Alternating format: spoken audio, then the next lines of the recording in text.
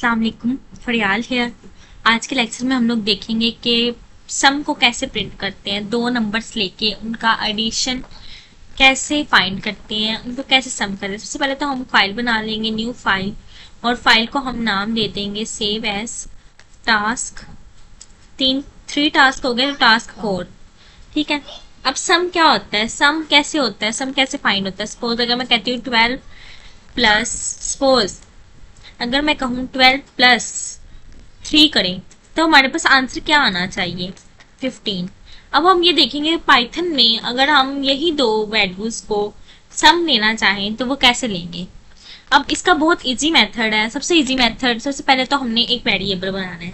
मैंने आपको कहा था पाइथन में हमने जब भी कोई वैल्यू लेनी होती है तो हम वेरिएबल बनाते हैं। इसके अलावा हम इनपुट भी लेते हैं, लेकिन वो हम नेक्स्ट लेक्चर में देखेंगे इनपुट कैसे लेते हैं।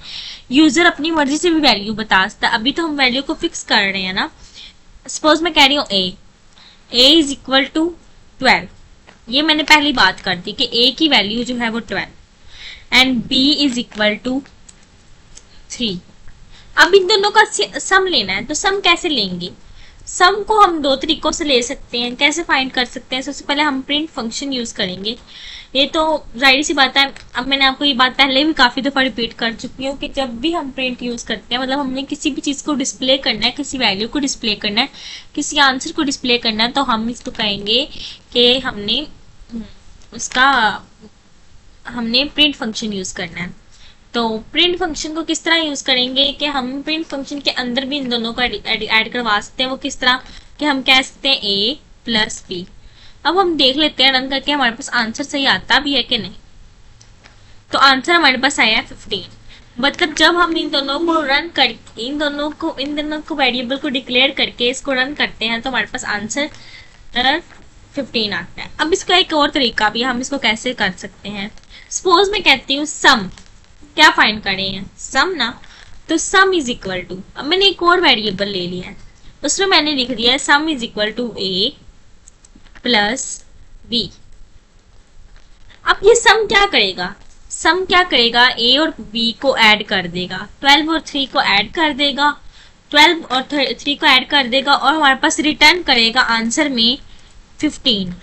तो हम नेक्स्ट क्या करेंगे, इस सम को प्रिंट करेंगे। तो हम इस प्रिंट के अंदर a प्लस बी की जगह सम लिख देंगे। तो इस तरह हमारा सम प्रिंट हो जाएगा, सम प्रिंट हो जाएगा। और रन करके देखें तो ये देखें 15 ही प्रिंट हुआ है।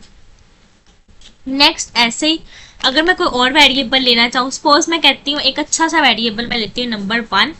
एक वेरिएबल मैं ले रही हूँ नंबर 1। सपोज मैं कह रही हूँ 987654 इसका मैंने नहीं, इतना लंबा नंबर नहीं लेंगे। और नंबर 2 में मैं कह रही हूँ, मैंने एक और नंबर ले लिया है 908। अब इन दोनों का भी सम प्रिंट करना है तो मैं कैसे कह सकती हूँ। सपोज मैंने सम कहा है, इधर मैं कह रही हूँ मैंने एक वेरिएबल ले लिया result. Result is equal to, result के अंदर मैं एक नंबर लिख रही हूँ नंबर 1 प्लस नंबर 2। अब प्रिंट करवाना है तो ये कैसे प्रिंट होगा, प्रिंट करवाएंगे रिजल्ट को तो हमारे पास आंसर आ जाएगा, क्योंकि रिजल्ट जो है, रिजल्ट के अंदर नंबर 1 और नंबर 2 प्रिंट हो रहे हैं और नंबर 1 और नंबर 2 ऐड हो रहे हैं। दैट्स वाई रिजल्ट हमें उन दोनों का सम रिटर्न करेगा। तो आप देख सकते हैं कि इन दोनों का सम आया 1805। अब इस तरह नेक्स्ट एक चीज जो हम पढ़ेंगे वो है कीवर्ड्स। कीवर्ड्स क्या होता है, कीवर्ड्स क्या होता है, कीवर्ड्स होते हैं हमारे पास रिजर्व्ड वर्ड्स। रिजर्व्ड वर्ड्स क्या होते हैं कि पाइथन प्रोग्रामर्स ने ऑलरेडी हमें कुछ वर्ड्स बता दिए हैं, कुछ वर्ड्स डिफाइन कर दिए हैं कि हम इन वर्ड्स को कभी भी किसी भी तौर पे अपने वेरिएबल का नाम नहीं बना सकते। वो वर्ड्स कौन कौन से हैं।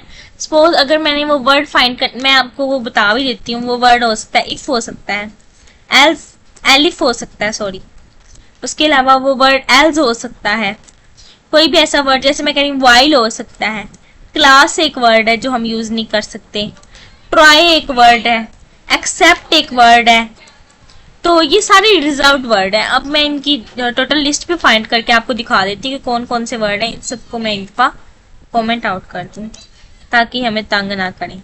इधर मैं लिखूंगी इंपोर्ट। ये आप लोग भी फाइंड करना चाहें, देखना चाहें कि कौन सा वर्ड रिजर्व्ड वर्ड है तो आप कर सकते हो। वैसे मैं अपने लिए आप सबको दिखाने के लिए प्रिंट कर रही हूँ। प्रिंट में जाना है और कीवर्ड डॉट KW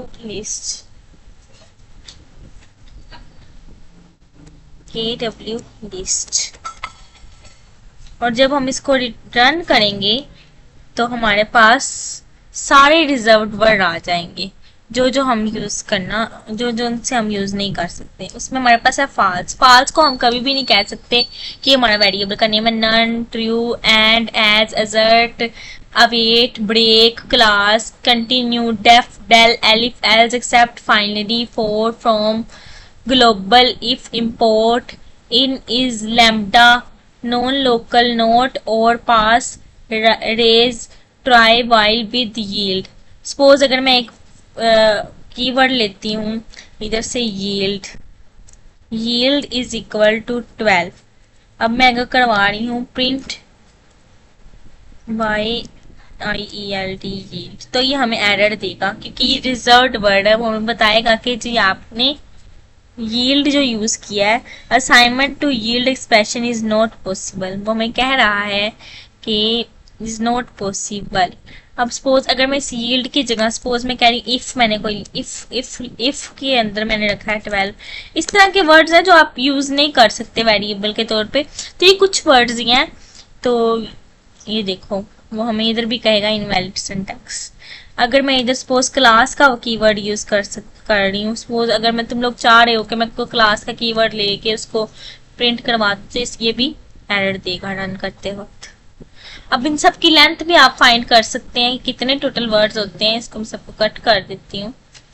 तो लेंथ, ये लेंथ के बारे में भी हम पढ़ेंगे कि लेंथ किस तरह, बस LEN आगे रखना होता, लगाना होता है। इसके बारे में हम तफसील से पढ़ेंगे। तो टोटल 35 कीवर्ड हैं जो कि रिजर्व्ड वर्ड्स हैं। उसने हमें बता दिया इधर इसकी लेंथ। आज के लिए इतना ही। आज के लेक्चर में होप सो आप सबको समझ आ गई होगी। नेक्स्ट हम देखेंगे कि यूजर से इनपुट कैसे लेते हैं और फिर हम एक प्रोग्राम रन करेंगे अपना। देन हम टाइप कास्टिंग के बारे में भी पढ़ेंगे और उसके अलावा और भी बहुत से ऑपरेटर्स के बारे में पढ़ेंगे। और ऑपरेटर्स का टॉपिक बहुत लंबा होगा, उसमें ये प्लस का भी ऑपरेटर जो हमने आज पढ़ा है ये भी एक ऑपरेटर है। और इस तरह हम और भी ऑपरेटर्स को पढ़ेंगे, minus, multiply, divide, exponent, modulo, बहुत से ऐसे ऑपरेटर हैं जो हम यूज करते हैं।